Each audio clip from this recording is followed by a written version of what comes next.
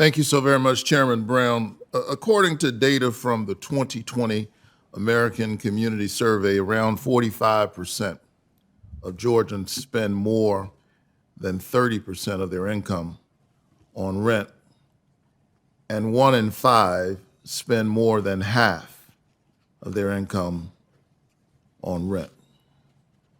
We may assume that these numbers are from high rent cities, but that's not true. It's not just high rent cities. In both Jenkins County and Taylor County, two rural counties in the southeast part of my state, 1 out of every 3 households, 1 out of 3, spends more than half their income on rent.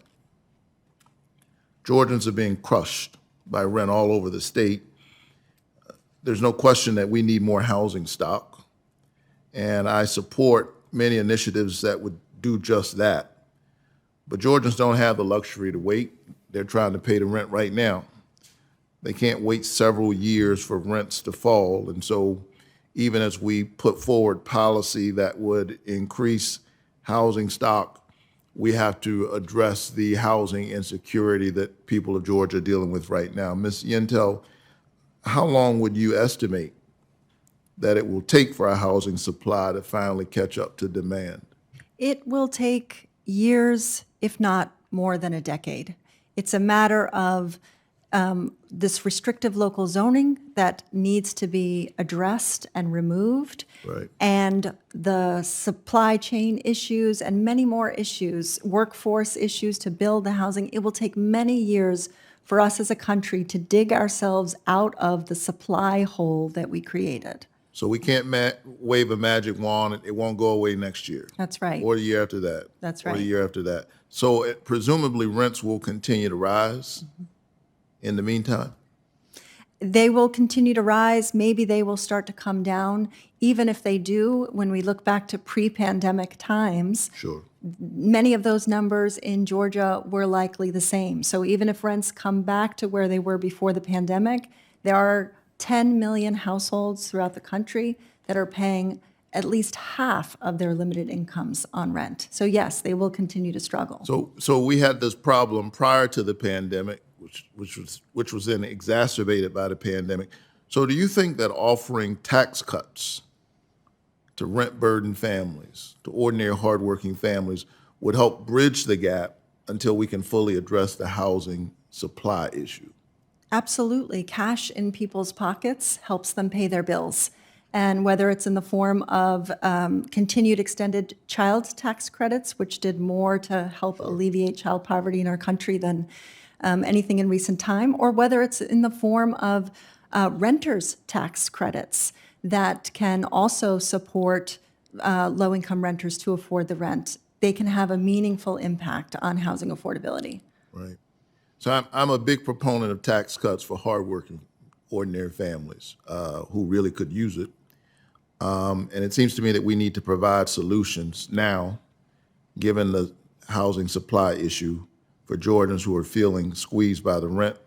And that's why I'm offering and working on legislation right now to do just that, offer tax cuts to families with runaway rent costs.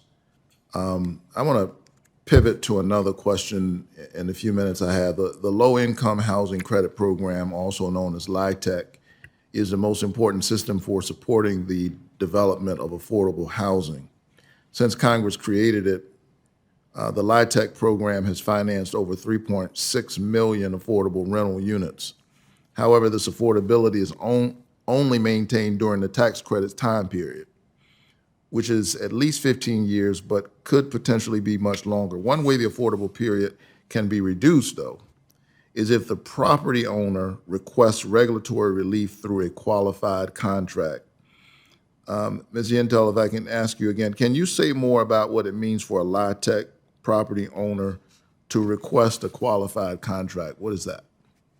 So it means that owners can essentially get out of the length of the affordability requirement under the low-income housing tax credit program. It's something of a loophole in the program that So- needs to be closed. Great. I'm sorry to interrupt that, but I'm going to be out of time in just a moment. So if another entity buys this property, they could raise the rent? That's right, even after the federal government has expended resources to build and maintain that property. Do owners commonly inform the tenants of their buildings that their property might be sold and lose its affordability requirements?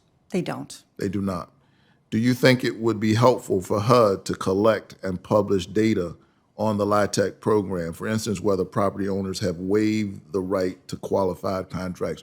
Would that be helpful information to folks? Absolutely. More transparency in all federal housing programs is a good thing.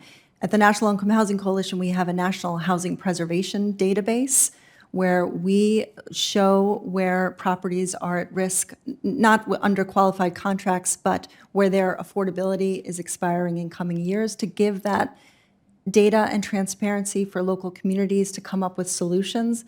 But HUD and the Department of Treasury can and should do more.